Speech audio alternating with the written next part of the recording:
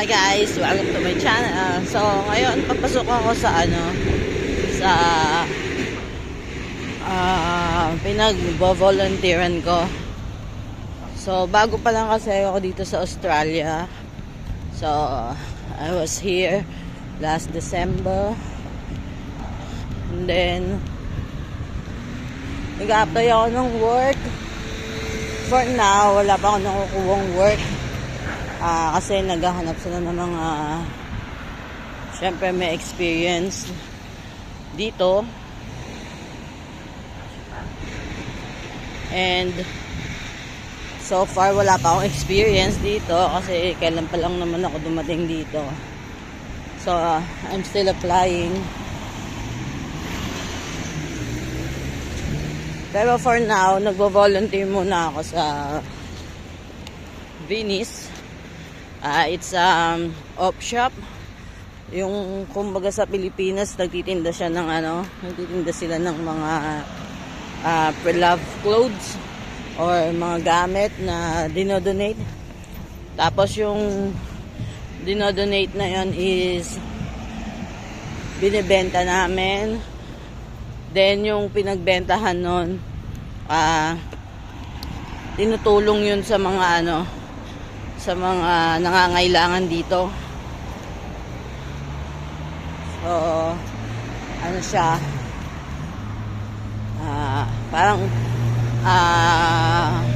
kumbaga sa atin sa Pilipinas, yung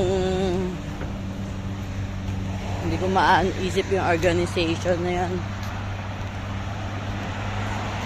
Basta siya, tumutulong siya sa mga kapuspalad, yun, sa mga nangangailangan ng tulong. So naglalakad ako papunta doon sa store kasi walang bus na dumadaan dito sa amin na diretso papunta doon. So kailangan kong sumakay ng dalawang bus or train, isang train, tapos maglalakad ako. So as part of my exercise na lang din, naglalakad na lang din ako para healthy, makakatipid ka pa. Medyo mahal din kasi yung pamasahe. Yung isang ride na papuntang city is $4 and something. So kung i-compute natin sa Philippines, it's more than 100 pesos, di ba? Kasi 36 ang palitan ng dollars dito. So medyo tipid-tipid, tapos nakaka-exercise ka pa. So pakita ko sa inyo yung yung dinadaanan ko. Ayan guys, kaya medyo nahirapan ako maglakad kasi pataas siya. Ang mga daan kasi dito, uphill, downhill. Mga ganon. Kaya medyo nakakahingal siya.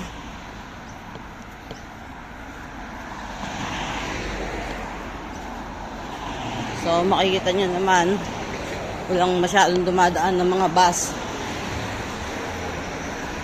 Ang mode of transportation kasi dito is bus and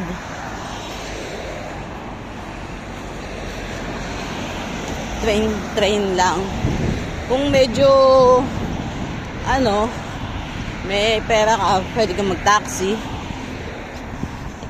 Pero hindi lagi may taxi na parang sa Pilipinas na dumadaan lang. So kailangan mo siyang i-book.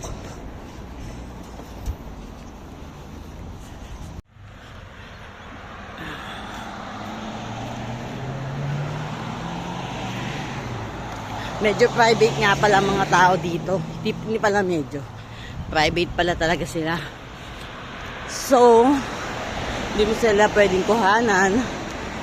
Pwede ka nilang kasuhan or lapitan na ba't mo sila pinipicturean. Lalo na yung mga bata. Hindi mo pwedeng basta-basta na lang sila picturean. So, hindi masyado maganda mag-vlog dito. Pero, kung puro mukha ko lang makikita nyo, siguro naman okay lang, di ba? Well, tsaka ang isa ko pang experience dito, yung mga nakikita ko sa mga Facebook page, mga groups. Pagka meron silang nakita na, halimbawa ikaw nagandahan ka lang sa bahay nila, tapos pinicturean mo, i-report ko na sa Facebook page or kaya sa police na isa ka sa kahina-hinalang tao na syempre ang nila, bakit mo pinipicturean. Hindi ka naman nila tatanungin kung bakit mo pinipicturean. Paano kung sabi mo lang na nagandahan ka lang, di ba? Kasi ako nagagandahan din ako sa mga tao, sa mga bahay. Pero sabi sa akin, huwag nga ako magpipicture. Kasi baka hulihin ako. So, ayun, kaya pag ganyan-ganyan na lang, yung mag-selfie ako, kunwari, selfie ko lang, pero pag nagandaan ako sa bahay, mag-selfie ako doon, yung random lang na naglalakad ka, hindi mo pwedeng ipahalata na nagpipicture-picture ka. Kasi na sa kanila yun, maghihinala na sa'yo na may gusto kang gawin sa bahay nila. So, yun kasi masyado nga silang private dito. Actually nga, mga kapitbahay dito hindi naman magkakilala. Parang sa Pilipinas, wala naman naglalakad and wala naman din tao. So, pakita ko lang sa inyo yung mga daanan dito. Dito lagi may may karapatan yung mga pedestrian tsaka yung mga nagbabike.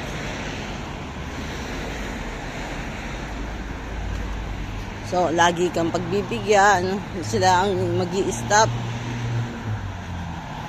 Kahit na umaandar sila ng mabilis, magi-stop sila basta nakita nilang may pedestrian na patawid. Pedestrian first dito. Hindi kagaya sa iba na makikipagpatintero ka.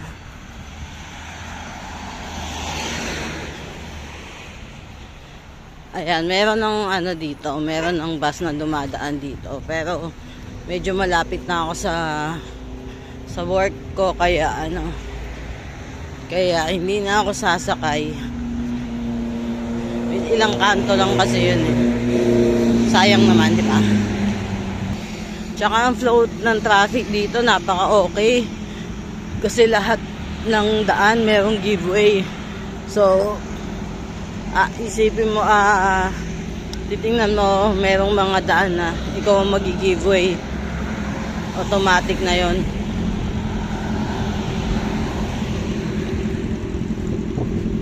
Kaya walang masyadong traffic dito.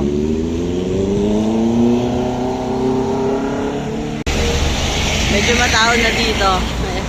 Ito ang ang waiting shed nila. Tapos nakasulat dyan yung yung mga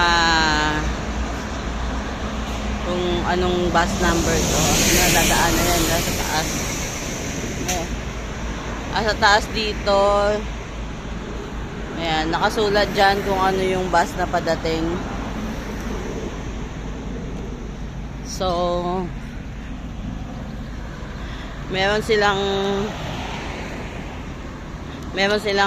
app na ginagamit para makita mo kung anong bus yung padating and kung anong oras. May oras kasi yung dito, yung pagdaan ng bus. Kaya kailangan mabilisang kilos. So far, hindi pa ako sanay sa mabilisang kilos.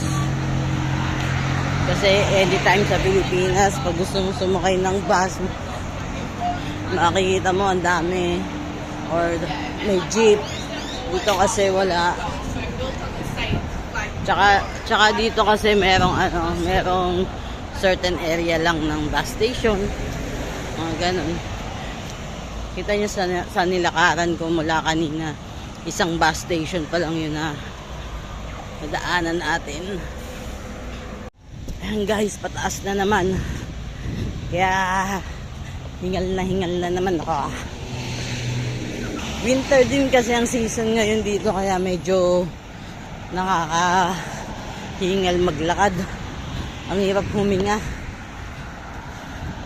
So paglalakad, papakita ko sa inyo yung I think home for the aged. Yes. Yan.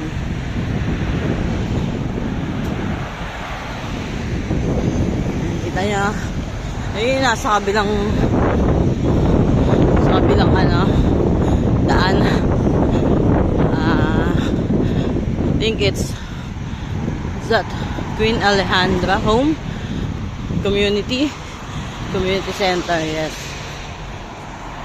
Alam mo, isa pang maganda dito. Kahit hindi kayo magkakilala, babatiin kayo ng hi, hello, how are you? Mga ganun. So, kaya nakakatuwa. Meron lang bumati sa akin na sa traffic light.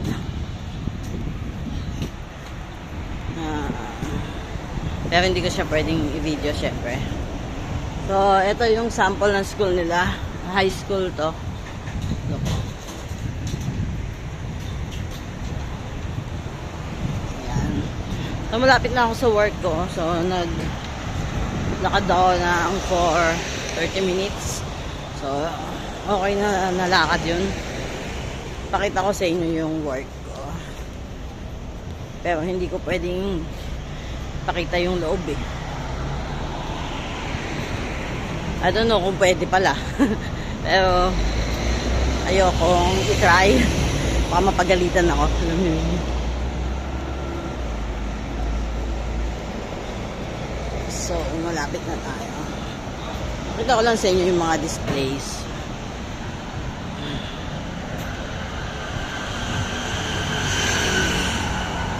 So, ito siya. Yan.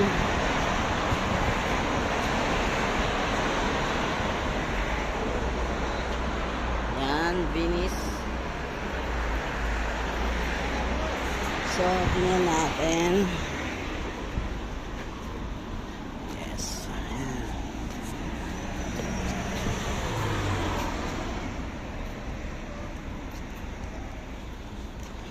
Close pa siya eh. So, yun lang muna ngayon. Bye-bye!